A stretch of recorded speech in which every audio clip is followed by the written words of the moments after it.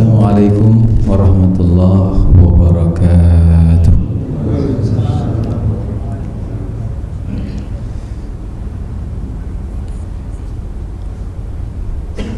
Innal hamdalillah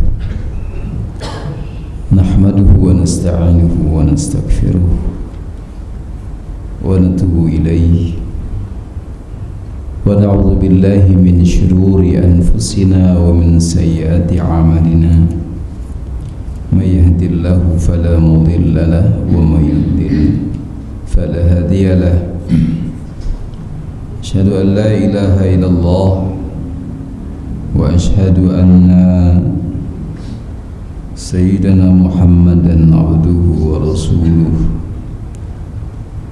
Allahumma salli wa sallim wa barik ala nabiyyina Muhammadin wa ala alihi wa sahbihi ajma'in.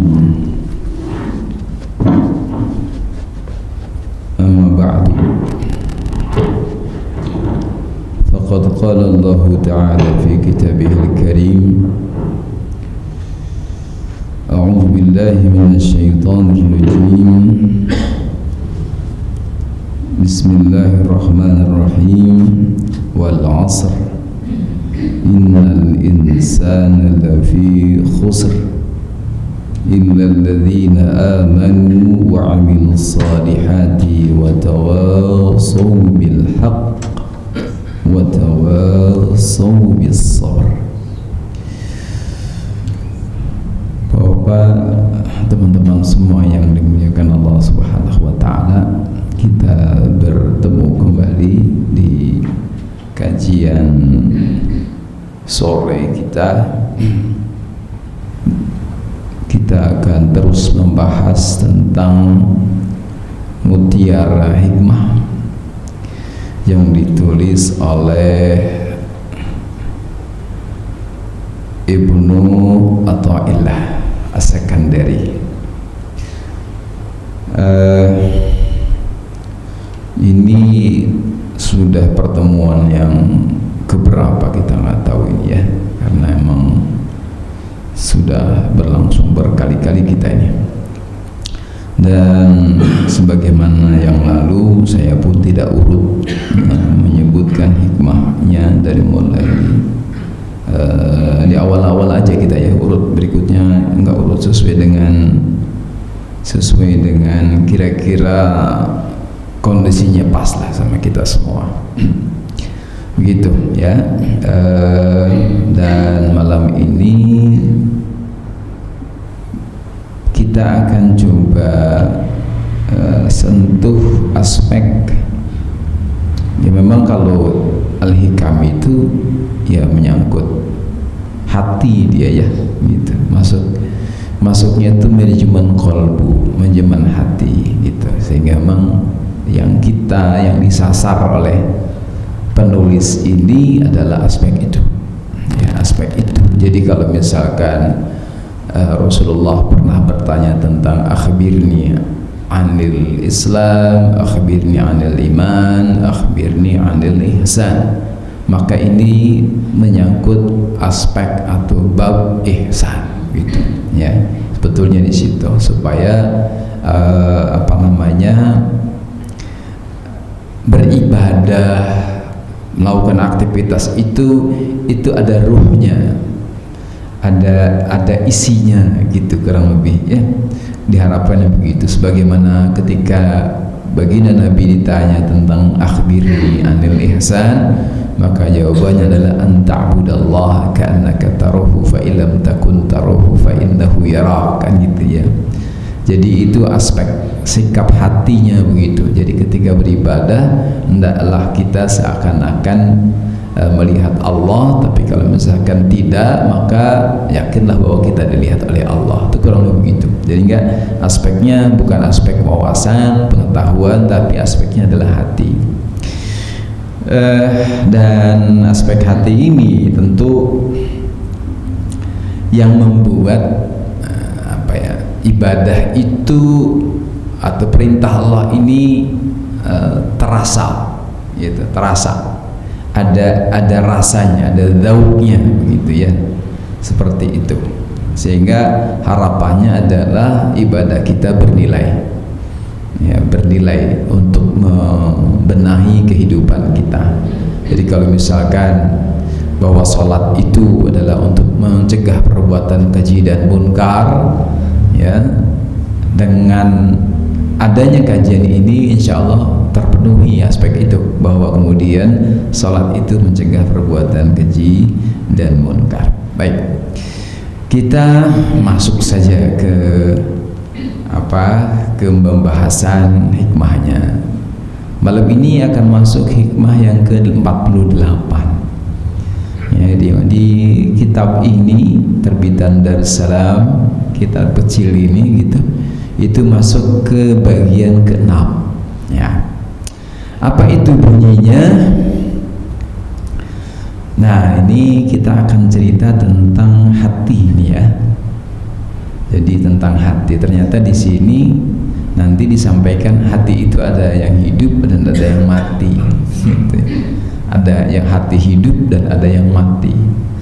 Nah, kalau yang mati ini di spill oleh Ibnu Athaillah ini ya. Apa itu?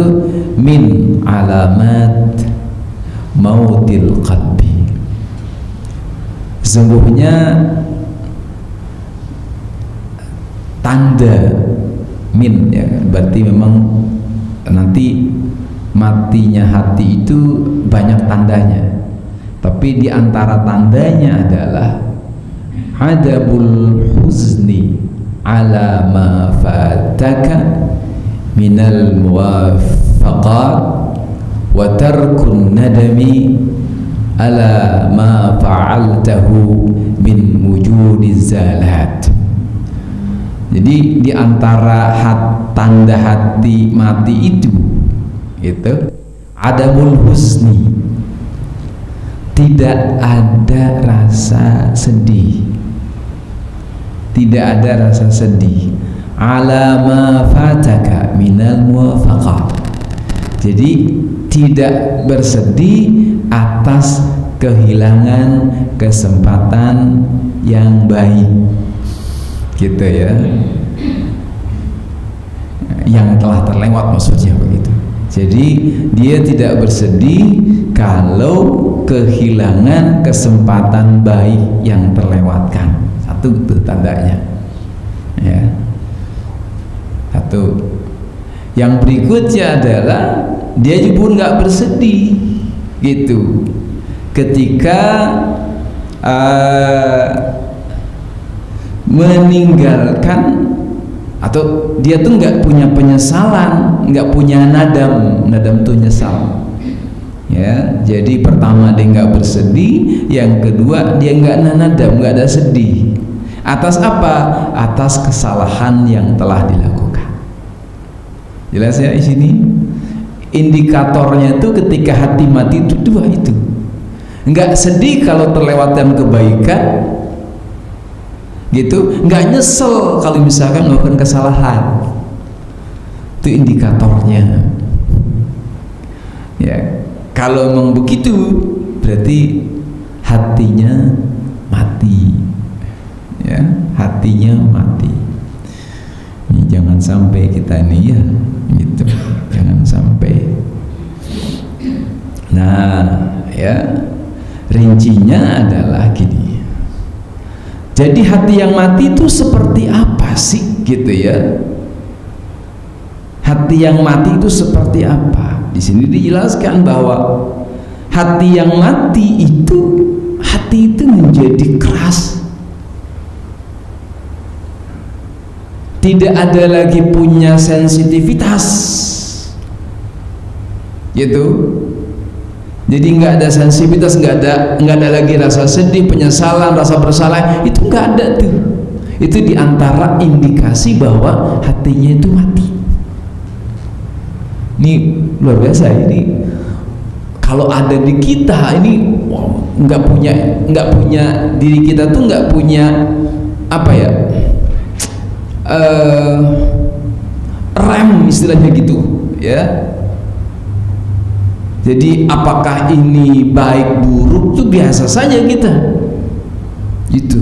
Nah ini tandanya hati kita tuh sudah nggak sensitif, nggak hidup lagi, ini mati kalau misalkan nggak mampu menangkap itu semuanya gitu. Ya, nah itu kan. Jadi kalau misalkan mati itu ya apa ya istilahnya itu, nggak ada sikap, biasa saja ya, kelewat baik biasa saja, melakukan kesalahan biasa saja gitu. Nah, itu tandanya bahwa hati kita mati dan kerasan itu gitu ya. Dan resikonya sudah kita bisa bayangkan, kita nanti secara apa namanya tuh tidak lagi mampu memilih gitu, mana baik dan mana buruk. Bisa jadi yang buruk kita terabas saja, yang baik kita tinggalkan begitu. Kalau seperti itu, ini itu alamat hati itu mati, gitu ya. Alamat itu mati. Kemudian berikutnya lagi ada istilah yang kemudian berada di atas adalah kehilangan kesempatan baik. Ya, ma fataka minal muwafiqat, minal muwafaqat.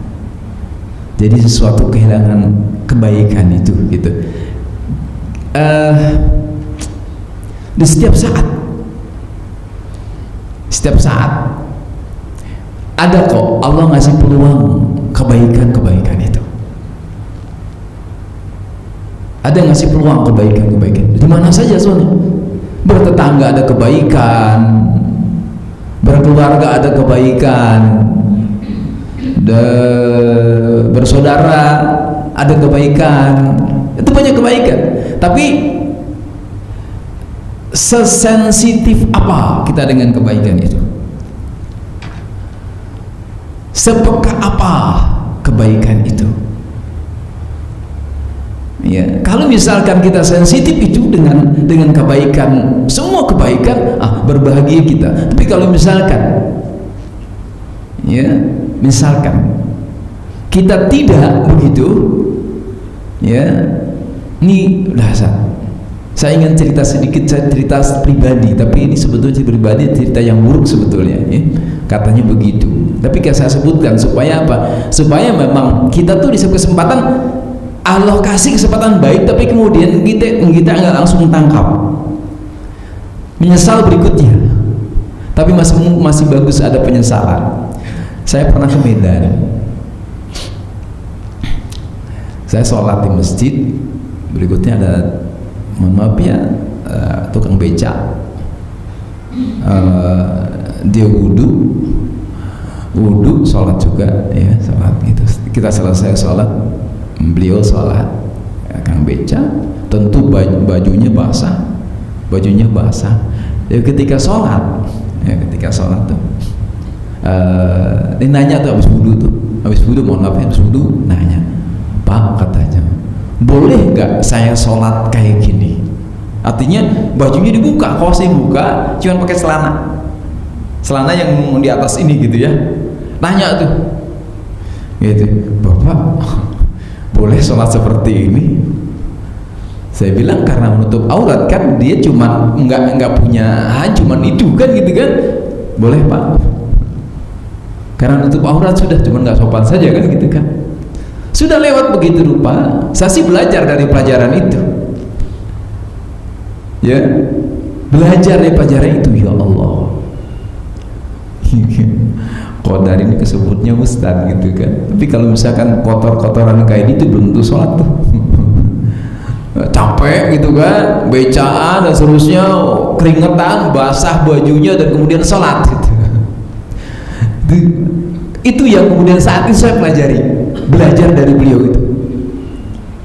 Tapi kemudian berikutnya penyesalan yang berikutnya sulit untuk dibalikin lagi. Kenapa? Peristiwa itu nggak mungkin terulang. Apa kira-kira semestinya saya sebagai padahal di situ ada koper, ada baju dan sebagainya, apa kira-kira yang mestinya saya lakukan?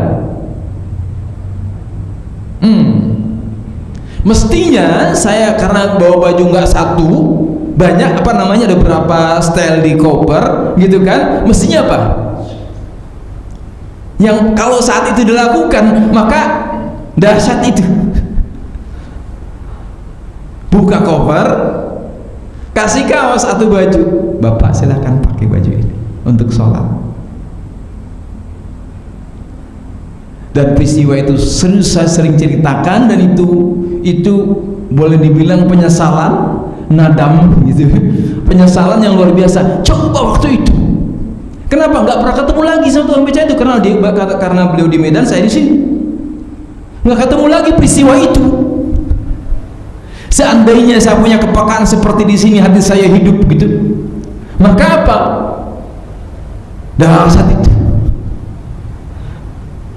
sah sholatnya, dan kemudian saya telah berbuat baik kepada si bapak itu.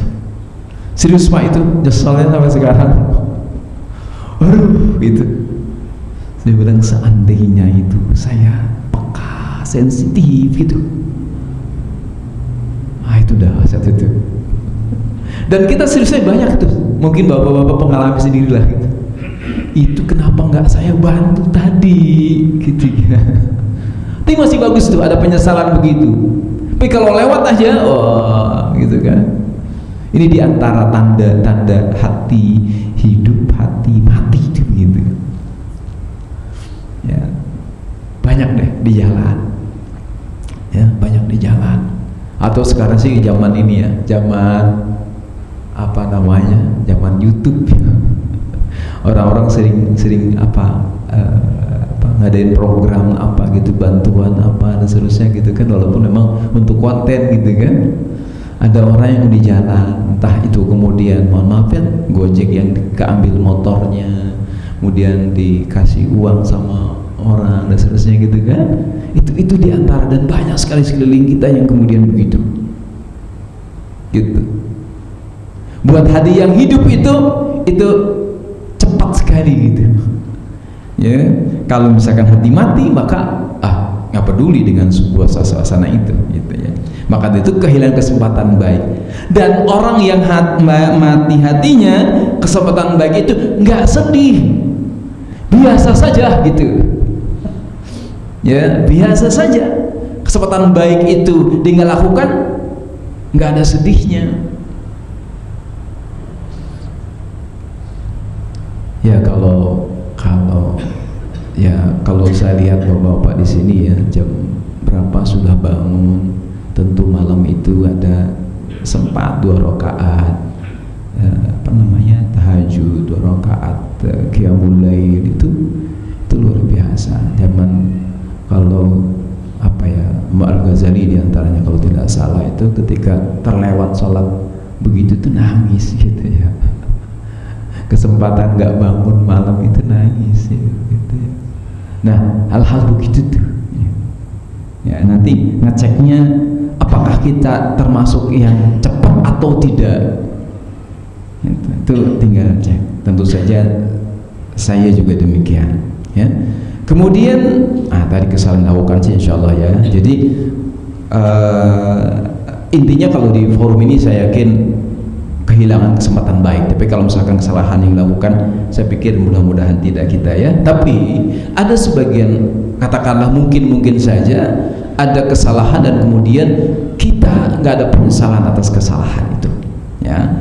Nah, itu diantara tanda hati kita mati. Lalu bagaimana supaya hidup? Dibalik aja ya, dibalik saja gitu. Arti yang hidup itu dibalik, berarti ada kesempatan baik dilakukan dan kemudian menyesal kalau misalkan berbuat kesalahan. Itu kurang lebih ya, itu untuk hikmah yang ke-48,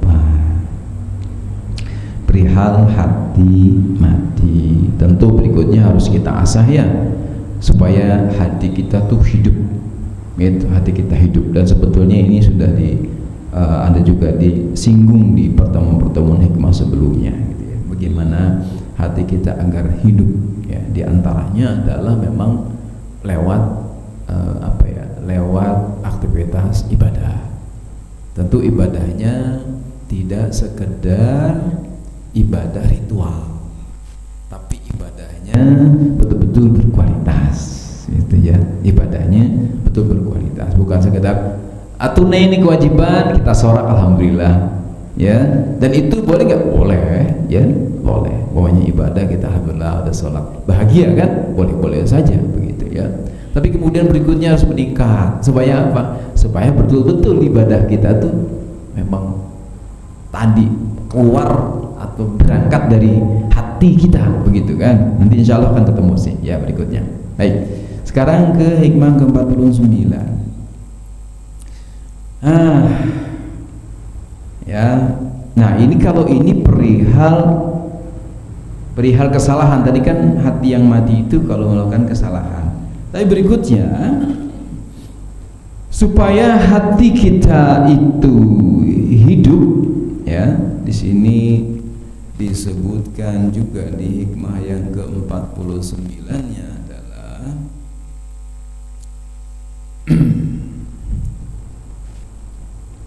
la ya'udhum adh-dhanbu 'indaka 'azamatan yasudduka an husni dhanni billah fa inna man 'arafa rabbah istasghara fi jambi karamihi dhanbahu. Apa ini? Pertanyaan mungkin sebelum masuk ke hikmah ini. Adakah di antara kita yang terbebas dari dosa dan kesalahan? Nggak ada ya Pak ya, dan saya akui saja ya gitu ya. Tidak ada di antara kita yang terlepas dari kesalahan dan dosa. Itu semua kita ya, dan saya termasuk di dalamnya. Nah, tapi untuk sebagian atau mungkin ada orang yang kemudian kadang begini, kenapa kamu tidak ke masjid? Kenapa kamu tidak bergaul dengan orang-orang masjid? Dosa saya besar Pak Ustaz, dosa saya besar Pak Haji, sehingga nggak pantas untuk saya bisa bergabung, bisa bersama-sama dengan mereka, dengan orang-orang yang saleh itu. Atau kemudian kita menjadi orang baik, tapi kemudian suatu saat tergelincir melakukan kesalahan dan dosa, kemudian kita berhenti dari berbuat baiknya akibat kesalahan itu. Mungkin dia menarik diri dari komunitas kebaikan itu karena apa? Dia melakukan kesalahan. Nah, tentu saja penyesalan atas kesalahan sebagaimana tadi hikmah yang sebelumnya itu baik. Tapi kemudian ketika membuat kesalahan kemudian dia memutus berbuat baiknya itu, nah itu yang kemudian dikoreksi oleh hikmah ini. Ya, karena memang kita nggak lepas dari, ada susah sekali untuk lepas dari kesalahan itu. Tapi kemudian ketika melakukan kesalahan dan dampak berikutnya meninggalkan kebaikan, nah ini dikoreksi oleh hikmah yang ini. Karena sebetulnya hikmah ini memang apa ya, perlu ada sarah tuh di situ gitu. Soalnya gini kalimatnya, janganlah kamu begini membesarkan dosa sampai itu menghalangimu berprasangka baik kepada Allah Subhanahu wa taala. Kita melakukan kesalahan nih, tapi jangan sampai umpamanya kita buruk sangka kepada Allah, hilang baik sangka kepada Allah itu gitu, terhalang oleh kesalahan dan dosa kita itu jangan sampai. Jadi jangan sampai umpamanya yang terbayang oleh kita adalah, kan kesalahan ada vanisnya, ada hukumannya begitu ya, ada hukumannya. Jangan sampai umpamanya hukuman itu, iqab itu menghalangi kita akan satu keyakinan bahwa Allah itu lebih besar ampunannya ketimbang dosa yang kita lakukan. Jangan sampai itu gitu. Yang ada dalam benak kita yang tahu adalah Allah itu memberi siksa, jangan sampai begitu. Kenapa? Ada rahmat Allah Subhanahu wa taala yang lebih besar ketimbang punish itu. Jadi rewardnya Allah itu lebih besar ketimbang punishmentnya. Lebih siksaan itu lebih besar dari itu, gitu. Ya, ini yang diingatkan. Karena ya terlebih umpamanya ada orang-orang yang mohon maaf ya mungkin sulit sekali keluar dari gelimang kesalahan dan dosa itu. Tapi kemudian dia mendengar dari orang-orang salehnya itu yang tahu bahwa kemudian Allah itu menyiksa, keluar dari lisannya gitu, oh kamu neraka, kamu nanti dibakar, kamu ini gitu kan. Jadi menghilangkan apa? Menghilangkan bahwa Allah itu Maha Pengampun, Allah itu Maha Pemberi maaf. Nanti mungkin dari kalau ini saya pikir sudah banyak informasinya sampai kepada kita di mimbar-mimbar Jumat juga sampaikan bahwa kemudian Allah itu terbuka tangannya menerima taubat di sore hari untuk orang yang kemudian berdosa di pagi hari, kan gitu kan, selalu menanti gitu, ayo bertobatlah, ditungguin gitu, ditungguin begitu sama Allah itu. Dan kemudian dia mendengar, ya namanya kita kadang suka lupa gitu ya, bahwa nanti akan azab Allah dan sebagainya itu, sehingga apa, menuntut bahwa sebetulnya Allah Subhanahu wa taala lebih besar maafnya, lebih besar ampunannya ketimbang siksaannya itu ya. Sehingga kalimatnya menarik di sini tadi kan ya, jangan sampai umpamanya menghalangi ya sudduka an husnil dhanni billah, jangan sampai menghalangi dari husnuzon kepada Allah. Fa inna man arafa rabbah, sesungguhnya barang siapa yang kenal Allah Tuhannya itu, istasghara fi jambi karamihi dzambahu, maka apa, dibanding dengan, di bahasa gitu ya, jangan sampai umumnya gini kalimatnya, karena kalimatnya sebetulnya gini, istasghara itu menganggap kecil. Kalau sampai di situ bahaya nih ya, dosa dianggap kecil, bahaya, harus ada penjelasan yang lain gitu. Bila kalau lisan sih gini, di sisi kasih sayangnya Allah, maka dosa itu kecil,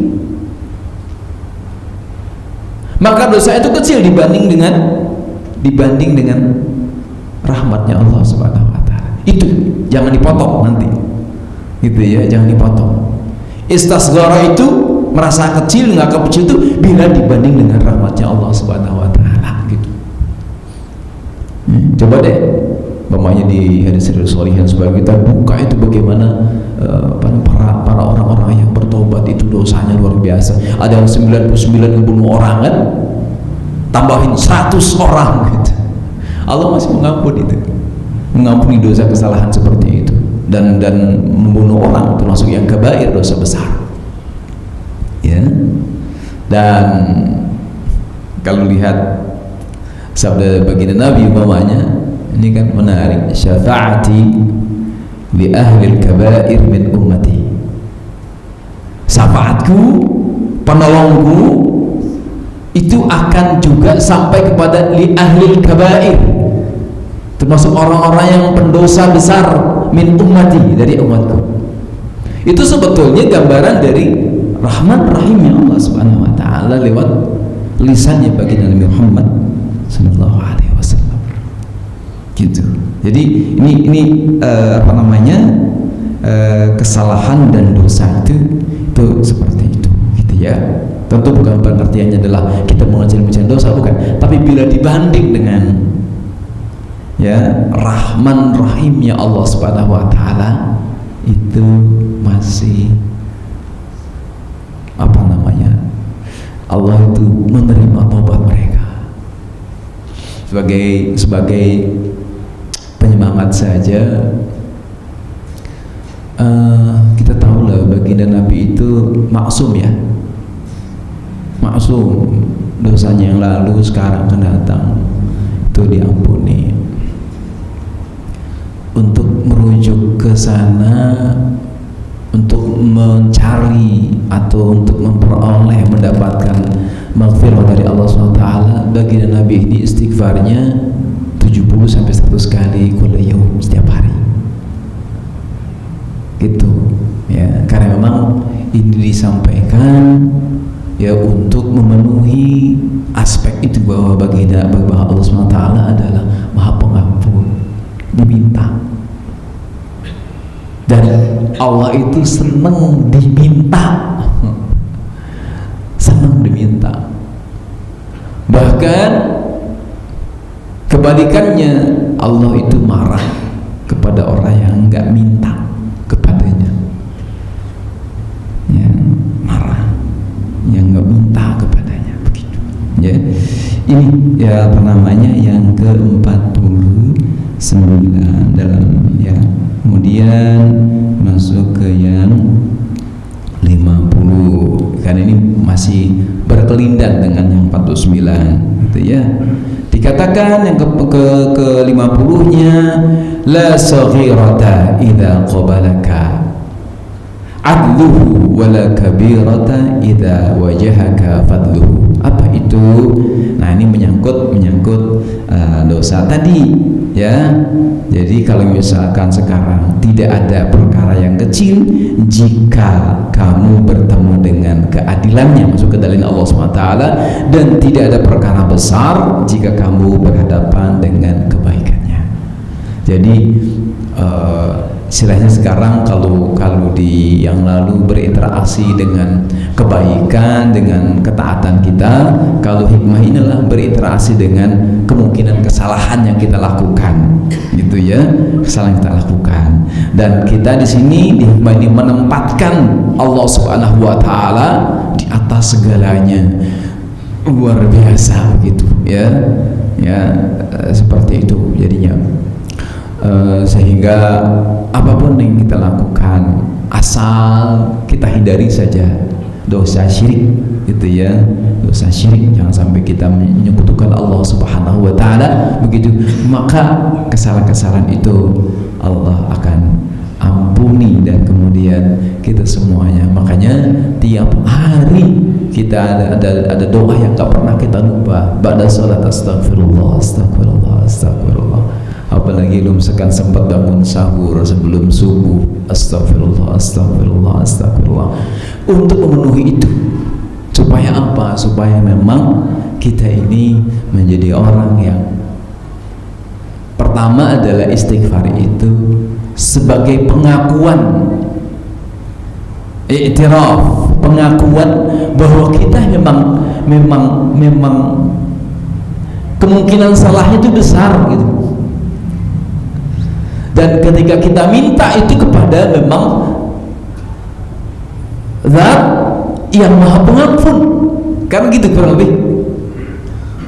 Ketika kita minta istighfar berarti kita ngaku diri, ya, kita ngaku diri bahwa kita salah, dan meminta kepada Allah berarti ngaku bahwa Allah adalah Maha Pengampun, kan begitu. Kayak sekarang umpamanya kita minta sesuatu kepada orang, ya, minta sesuatu, dan kita yakin bahwa kenapa minta ke orang ini, karena dia punya, karena dia punya yang kita minta itu, gitu. Kalau umpamanya dilihat nggak punya, kita nggak minta kayaknya. Jangan minta ke situ, kemungkinan nggak punya, tapi mintalah ke si bapak itu. Kenapa? Karena kelihatannya punya. Makanya minta apapun kepada Allah Subhanahu wa taala itu pengakuan bahwa kemudian kita nggak punya, Allah punya. Kita nggak punya, Allah punya. dan ketika kita minta sesuatu itu kita akui bahwa Allah punya itu. Makanya kemudian doa yang kemudian juga nggak pernah ketinggalan dari Nabi Muhammad SAW. Allahumma tassalam wa minka salam wa ilaika ya'udhu salam fa hayna rabbana salam wa adkhilna al-jannata dar salam. Tabarakta rabbana wa ta'ala ya dzal jalali wal ikram. Itu kita minta, kenapa? Karena kita perlu itu ya Allah. Dan kemudian Engkau punya itu. Itu yang kemudian diminta. Makanya esensi doa itu adalah bukan sekedar kemudian kita berdoa meminta kepada Allah itu yang pas, tapi kemudian kita akui kita perlu itu dan Allah punya itu. Itu apa namanya itu? Garis besar katakanlah yang perlu digarisbawahi dalam doa itu pengakuan kepada Allah Subhanahu wa taala bahwa punya segalanya. Itu yang paling mendasar dalam doa itu.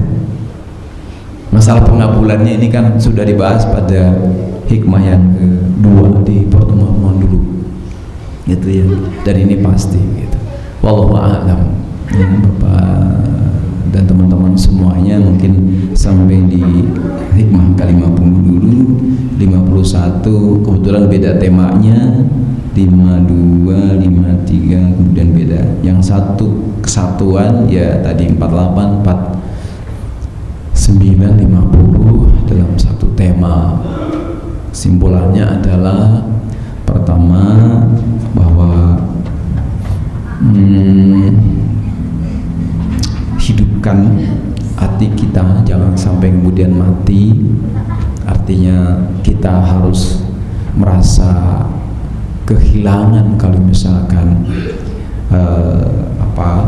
bersedih kalau misalkan kita ada kehilangan yang baik, nggak bisa melakukan itu. Yang kedua adalah kita penyesalan kalau misalkan berbuat kesalahan, ya. Yang berikutnya kesalahan ini tentu yang paling baik kita terus minta ampun kepada Allah atas kesalahan yang kita perbuat itu. Jangan kemudian sikapnya akhirnya tidak kontraproduktif gitu, karena salah berhenti melakukan kebaikannya. Enggak gitu. Yang ada adalah minta ampun kepada Allah, terus saja berbuat baik, gitu ya. Dan kemudian di sisi Allah Subhanahu wa dengan keadilan Allah tidak ada yang kecil, berikutnya tidak yang besar juga, begitu ya.